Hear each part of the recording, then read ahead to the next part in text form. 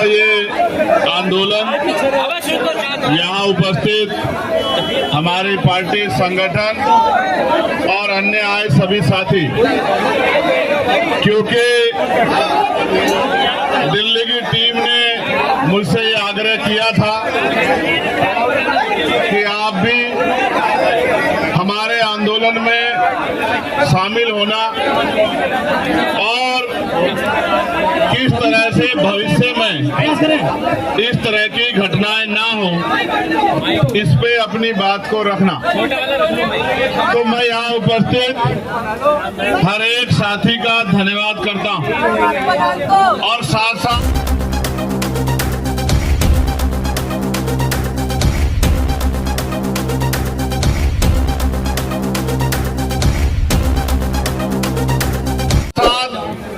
आपको ये बताना भी चाहता हूँ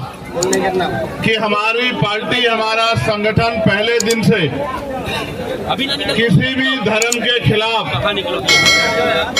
अमर्यादित टिप्पणी की जाती है, भाई जब तक तुम लोग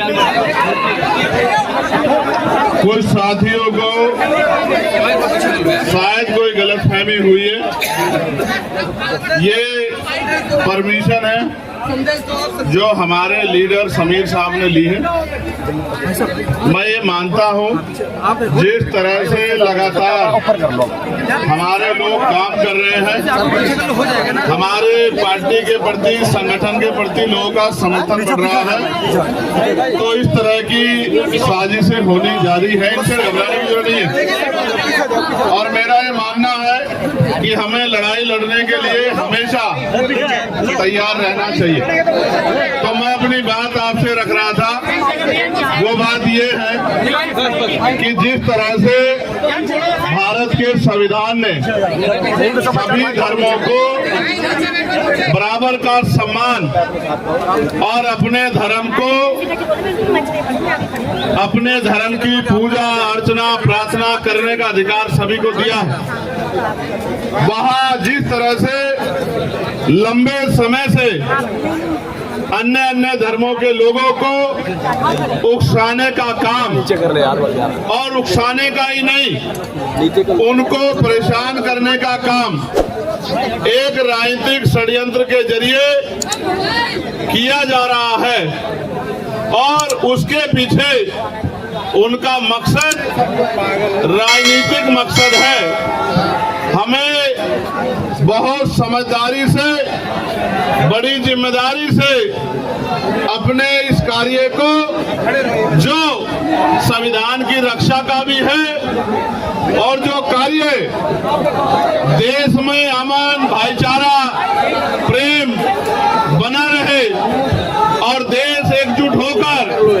तमाम तरह की गैर बराबरी, तमाम तरह के जुल्म और तमाम तरह की जो समस्याएं जनता के सामने आ रही है, उनके खिलाफ लड़ाई लड़े। इसलिए आज इस मंच के माध्यम से मैं अपनी बात को स्पष्ट करता हूं कि अगर भारत, क्योंकि बहुधर्मी देश है, अनेक धर्मों के लोग, अनेक जातियों के लोग लंबे समय से भारत में रह रहे हैं, और इन सब जातियों के लोगों ने, धर्मों के लोगों ने, जब भारत गुलाम था, तमाम तरह से भारत के ऊपर जो हुकूमतें काबिज थी, भाई पीछे को खड़ा, जो हुकूमतें काबिज थी,